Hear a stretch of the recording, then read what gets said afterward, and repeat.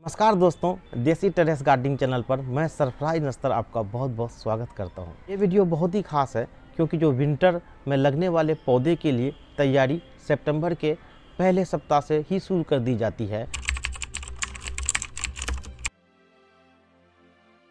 और अक्टूबर के पहले सप्ताह से हम लोग बुआई शुरू कर देते हैं।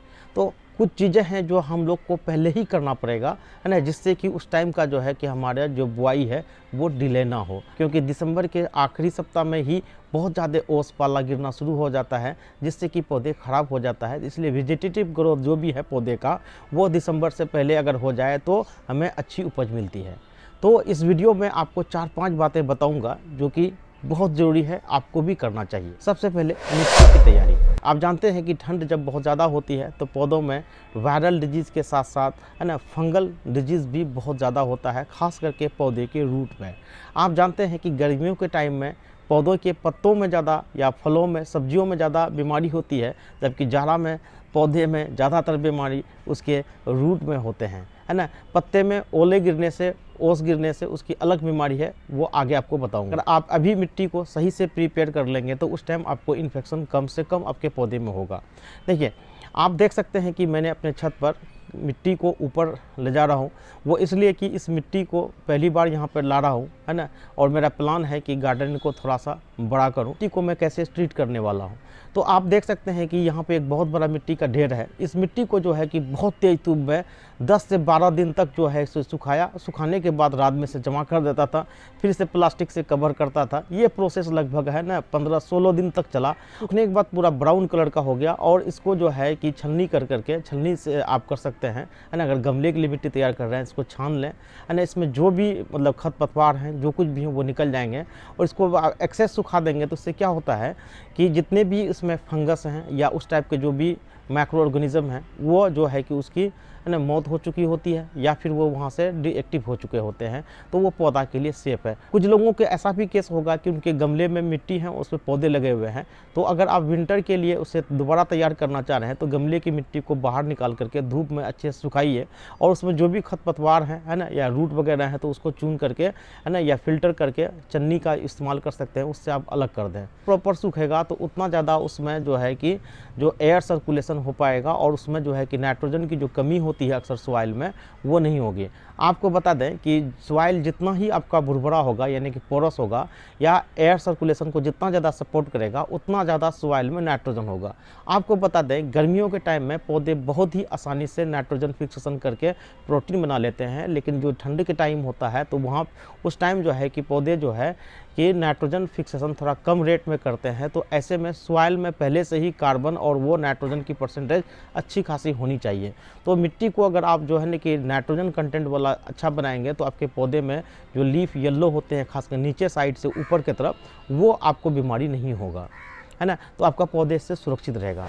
वेकेशन में आप आराम से पहले प्लान कर लीजिए कि आपकी किचन की रिक्वायरमेंट क्या है ना। किचन की रिक्वायरमेंट के हिसाब से आप लिस्ट बना लीजिए और आप पिछले साल का आपके पास डाटा है, या अगर आप पहली बार कर रहे हैं तो मैं आपको बता देता हूं कि एक जो इंडियन फैमिली है वो जनरली 5-6 लोगों की होती है, तो अधिकतम उसे 2 से 2.5 किलो सब्जी की ज़रूरत होती है। तो उसके लिए वो जो उसको चॉइस है, जो उसको खाना पसंद है, उसके हिसाब से ही सब्ज़ी लगाएं। मान लिया आपने गोभी लगाया लेकिन गोभी खाना पसंद नहीं है ना, तो फिर गोभी नहीं लगा, कुछ और लगाइए। जो पसंद हो उसके हिसाब से आप लिस्टिंग कर लें कि मुझे ये 10-12 सब्जियां जो है कि विंटर के टाइम में लगाना है। तो उसकी लिस्टिंग करने के बाद उसकी जो सीड है ना, आप ऑनलाइन खरीदें, है ना। ऑनलाइन में पहला ऑप्शन आपको मैं दूंगा, ICR के वेबसाइट से खरीदें। ये गवर्नमेंट इंडिया का है और यहाँ बहुत कम रेट में आपको मिल जाएगा। और दूसरा ऑप्शन दूंगा आपको, एक और है आपका एग्री केंद्र के नाम से। यहाँ पर जो है कि कम क्वांटिटी, जो लोग गार्डनर हैं, है ना, तो उसको कम क्वांटिटी, जैसे कि उसे गोभी के ही कम बीज चाहिए, मूली के ही कम बीज चाहिए, है ना, तो वो जो है कि यहाँ पे 30 रुपये, 10 रुपये, 15 रुपये में, है ना, अलग अलग पौधे का सीड मिलता है, तो आप यहाँ से बाय कर सकते हैं। उसके अलावा 3rd-4th ऑप्शन में अमेजॉन, फ्लिपकार्ट है, लेकिन थोड़ा वहाँ पे जो कम्बो ऑफर लेंगे 300-400 रुपये का आता है, तो बहुत सारे सीड उसमें होते हैं, 50+ होते हैं, लेकिन उसमें से कुछ आपके यूज़ के होते हैं, कुछ नहीं होते हैं, तो थोड़ा पैसा बेकार जाता है। तो सोच समझ करके सीड का सिलेक्शन करें और सीड जो है कि अच्छा क्वालिटी का लें, है ना। अगर आपने पहले से स्टोर किया हुआ तो उस सीड का भी उपयोग कर सकते हैं, लेकिन ध्यान रखिएगा उसमें थोड़ी उपज कम होगी। हर साल नए सीड का उपयोग करें, उससे ज़्यादा आपको उपज मिलेगा। आप पैसे बचा सकते हैं, है ना। जाड़े के मौसम में जो भी सब्जियां लगाना चाहते हैं तो आप जो प्लास्टिक की जो ब्लैक वाली ग्रो बैग होती है उसमें बड़े आसानी से ही कल्टीवेट कर सकते हैं, क्योंकि इस टाइम गर्मी नहीं होने की वजह से वहाँ पर कोई जो सड़न या एयर सर्कुलेशन की ज़्यादा प्रॉब्लम नहीं होती है। और ये काफ़ी सस्ता होता है, 1.5 से 2 रुपये में आपको एक प्लास्टिक बैग मिलता है, जिसमें कि आप जो है ना एक गोभी का पौधा या 10-12 उसमें है ना प्याज है ना, इस टाइप से आलू वगैरह कुछ भी आप लगा सकते हैं। तो ऐसे में जो है ना प्लास्टिक ग्रो बैग करेंगे तो आप लार्ज क्वांटिटी में 50, 60 या 100 प्लास्टिक जो ग्रो बैग है उसमें जो है ना कि आप पौधे लगा करके है ना 3-4 महीने के लिए आराम से काम चला सकते हैं। फिर अगले साल के लिए उसे समेट के रख दीजिए, है ना। अगले साल फिर आप जो है ना इसका रीयूज़ भी कर सकते हैं। तो ये बहुत अच्छा चीज़ है ना। तो सस्ता जुगाड़ आपको बता रहा हूँ। आपको पता है कि विंटर के टाइम में, खास करके जनवरी के टाइम में बहुत ज़्यादा ठंड होती है, उसके साथ साथ बहुत ज़्यादा ओस होती है। पौधों में जो है कि ये परेशानी का सबब बन जाता है। छत या बालकनी का वैसे जगह को चुनें जहाँ पर कि उसको आप प्लास्टिक से कवर कर सकते हैं। अगर आप प्लास्टिक से कवर करने का जुगाड़ कर लेते हैं तो ये मान के चलिए कि आपकी उपज 1.5 गुना ज़्यादा होगी। कई यूजर पूछते हैं क्या सितंबर में ही हम लोग क्या कहते हैं कि विंटर की सब्जियां को लगा सकते हैं। मैं कहूँगा कि सितंबर महीने में भी आप विंटर की सब्जियां लगा सकते हैं, लेकिन आपके यहाँ जो टेम्परेचर है अधिकतम जो है 35 डिग्री से कम हो, है ना, और आपके यहाँ ओस गिरना रात में शुरू हो चुका हो और साथ साथ बारिश ना होती हो। इंडिया का ज्योग्राफिकल कंडीशन हर स्टेट का थोड़ा थोड़ा अलग अलग है। अगर ये कंडीशन को फुलफिल कर रहा है आपका सितंबर महीना, ऐसे में जो भी विंटर वाली पौधे हैं उनको आप लगा सकते हैं, इसमें कोई दिक्कत नहीं है। आखिर में एक बेहद ज़रूरी टिप्स देता हूँ, जैसे कि आपको मिर्ची का पौधा विंटर में लगाना है या फिर गोभी का लगाना है ना, तो इस टाइप के जो पल्ली होते हैं उसको आप पहले ही बना लीजिए, है ना। सीड को एक छोटे कंटेनर में आप डाल करके उसको उगा लीजिए।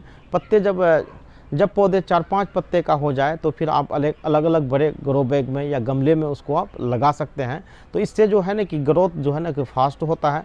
और दूसरी बात यह है कि समय की बचत होती है। तो इस टाइप का जो भी सब्जियों को प्लान कर रहे हैं उसको आप थोड़ा सा पहले कर लें।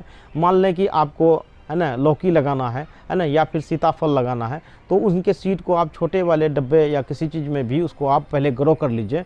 और जब 4-5 पत्ते का हो तो अक्टूबर के फर्स्ट वीक में उसको आप लगा लें। इससे क्या होगा कि आपका टाइम बचेगा और आपको जल्दी रिजल्ट मिलेगा, है ना। चाहता हूँ कि मेरे द्वारा दिए गए इन्फॉर्मेशन आपको अच्छे लगे होंगे और आपको जल्द ही अगले एक वीडियो में बताऊँगा कि अक्टूबर के महीने में कौन कौन सब्जियां आप लगाइए और उसकी कैसी उपज होती है, और टेरेस या बालकनी पर किन किन सब्जियों को आप उगा सकते हैं, किन किन फूल के पौधे को लगा सकते हैं। वो सारी जानकारी वाली वीडियो मैं जल्द ही अपलोड करूंगा अपने चैनल पर। तब तक के लिए आप चैनल को सब्सक्राइब कर लीजिए। फिर मिलते हैं हम लोग एक अगले वीडियो में।